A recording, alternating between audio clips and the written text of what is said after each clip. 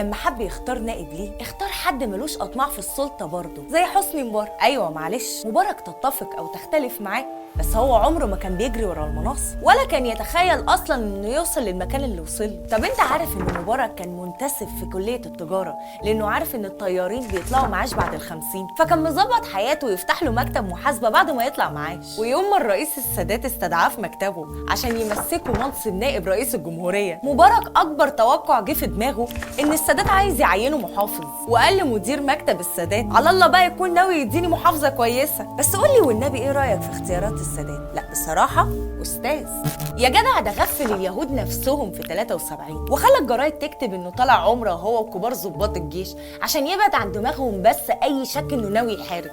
لما سالوا موشي ديان بعد حرب اكتوبر انت ليه ما اعلنتش حاله الطوارئ لما شفت السادات بيحرك قواته ناحيه خط بارليف، قال لهم عملها فيا مرتين قبل كده وقلت هيحارب